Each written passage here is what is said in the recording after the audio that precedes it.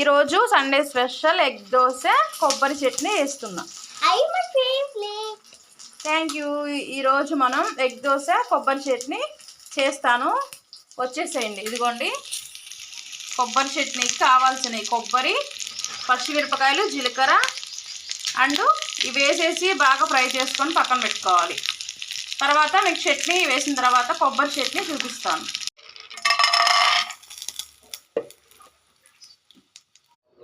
Hi friends, పచ్చడి అయితే ready అయిపోయింది. ఇది కొబ్బరి పాలు, కోకోనట్, పచ్చిమిర్చి, జీలకర్ర అన్నీ వేసి తయారు చేసాము. చూడండి ఎంత టేస్టీగా ఉందో.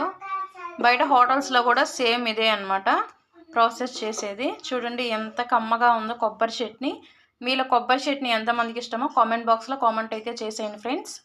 ఇప్పుడైతే దీనిలో పోపు అయితే వేద్దాం. పోపు అయితే వేసేస్తున్నాము.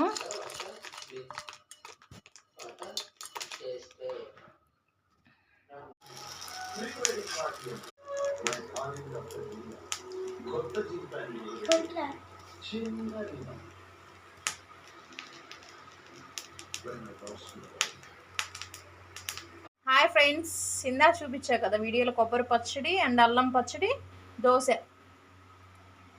చూడండి మా కోడలు తిని టేస్ట్ అయితే చెప్తుంది. సూపర్ అత్త, అలాంటి కాంబినేషన్ బాగుంది. ఈ వీడియోకి లైక్ చేయండి, షేర్ చేయండి, సబ్స్క్రైబ్ చేయండి. మరి మీరు కోసం ఈ ఛానల్ని సబ్స్క్రైబ్ చేసుకోండి. బాయ్.